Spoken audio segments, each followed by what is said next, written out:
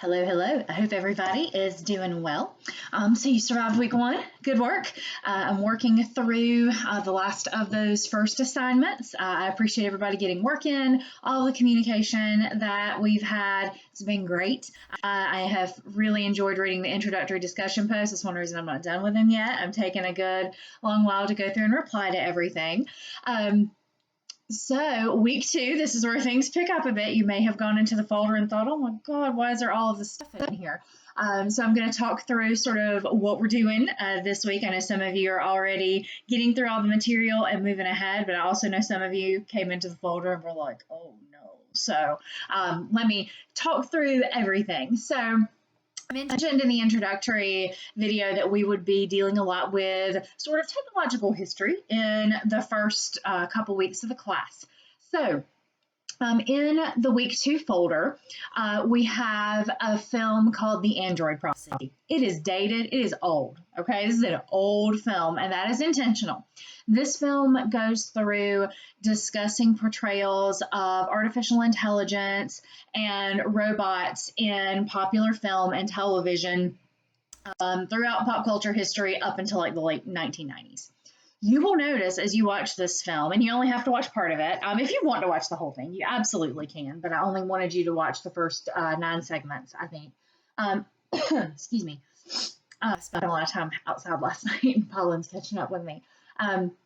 You will notice that a lot of the films and television series have been remade. For example, Westworld has had a reboot. Stepford Wives had a reboot. There's so many of these films that are discussed and television shows that are discussed have come back into the forefront of popular culture. So part of what the Android Prophecy discusses is this idea that our feelings about what's going on in the world can be portrayed often in these representations of technology in popular culture. And it's not always very cut and dry. For example, in the AI robot essay, which I'll talk about in just a moment, a lot of students like to talk about WALL-E, which is a great choice. I mean, it's an awesome film, deals with a lot of the really important concerns that a lot of us have about how technologically driven our society has become and how checked out a lot of us can be. When I say us, I mean us, the world, not us just in this class. And so, some of those things are very straightforward, right? You've got the people, if you haven't watched WALL-E, I'm sorry, you've got the people on the ship who basically don't have to do anything for themselves. They've gotten really lazy. You've got Earth completely covered in trash because people haven't cared about the environment. And those are some pretty straightforward representations. But there are also some representations that are a little more under the surface that you have to really pay close attention to.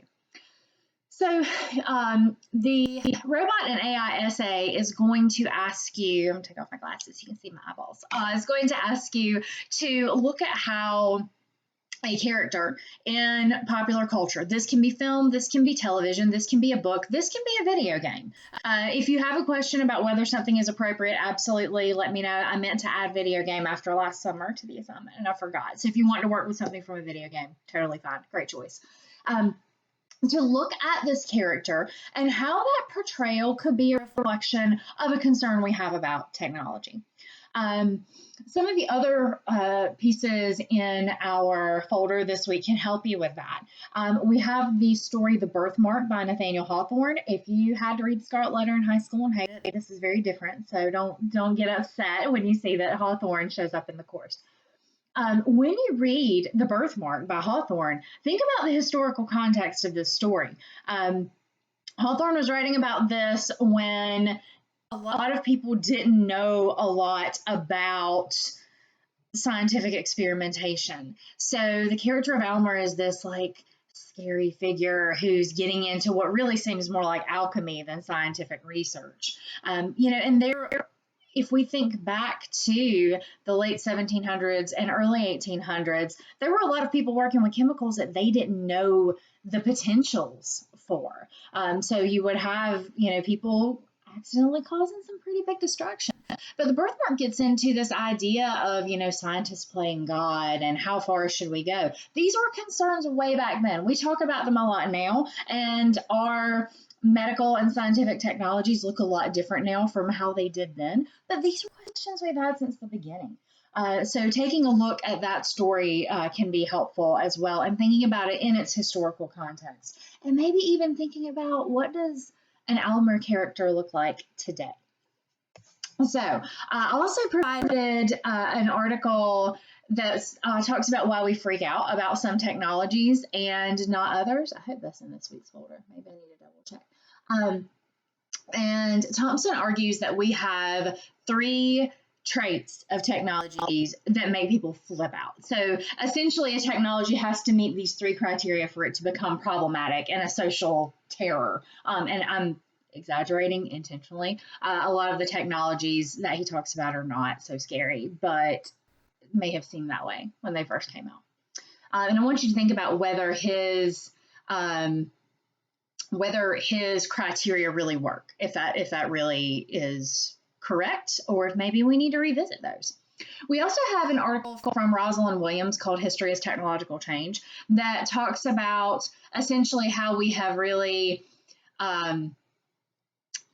look at history through a technological lens, and how it's important for us to be careful with our vocabulary. I talked about that a little bit in the introductory video, that we need to be specific when we talk about a technology. We can't just talk about capital T technology. We need to identify what sort of technology we're talking about, and be very careful that our terms don't just all melt together and kind of become one blob of a term, because it's really easy to talk about things without being specific. Like I just said, things, right? Thing is not a specific word. It's really easy to fall into those traps. So we need to be careful about that. So there are also some fun things in this week's folder. I have the video from Skunk Bear at NPR that lays out the Earth's history on a football field. This is important because it's really hard for us to put history into perspective, right? We haven't been here that long. The Earth is a lot older than us. Technological history is a lot older than us. And it's really important to kind of have some idea of proportion when we're talking about time. And it's also important for us to understand exponential growth. I think that the last couple of years of COVID have given us a much better understanding of exponential growth in those curve charts that we see. So the rice on the chessboard illustration is a really good example of exponential growth, and that is an important thing to think about when we consider Moore's law. Moore's law is basically states that the amount of computing power we have doubles every 1.5 to 2 years. And that has held true for a very long time. At some point here, we're going to theoretically hit the end of Moore's law. People keep saying that, and then we keep not doing it. But it's hard to really envision exponential growth, and the rice on the chessboard illustration does that. The rice on the chessboard story is this old story. I forget the country of origin, where a man does something and the king says, "What do you want in payment?" And the man says, "I want rice, and I want it to be so that you take the chessboard and each square you double the previous amount," which when we hear it doesn't sound like a lot, but then in practice it goes out of proportion real quickly. So that video hopefully will help you kind of visualizing it. If not, I also have the Trouble with Tribbles, if there are any Star Trek fans in the house. If you're familiar with Tribbles in the original Star Trek series, or Star Trek original series, I suppose I should say, the tribbles multiplied really quickly, and you can see how that played out in the little clip I provided here. So back to your robot AI essay. I'll be checking those annotations soon. If you have questions about the essay, definitely let me know. I do ask you to get started this week and pick your topic, and then the essay will be due the following week on June 8th. I plan to come back on with some more discussion a little bit later this week. I just wanted to go ahead and get a video out since I was running a little bit behind. First week is always a little shaky with getting everybody in, talking to everybody, making sure everything's covered. I am teaching a couple classes this summer, so it was just a very packed week. So I will be more punctual and plan to get these videos out on Thursday afternoons. That's always the plan, but this week I just got a little stuck.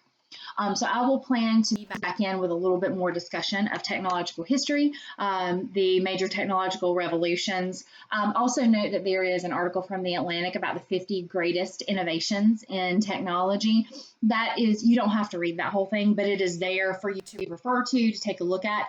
I found it super interesting, and I really like the discussion at the beginning that talks about how they made their selections and the kinds of criteria people use, because I think that's a really great opening discussion for our class as we think about technology and moving forward.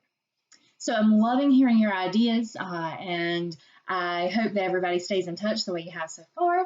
And if I can help, please don't hesitate to reach out. I hope you all have a safe and good holiday weekend. And I will be back in the office on Tuesday. If you need me in the meantime, please send me an email. Take care.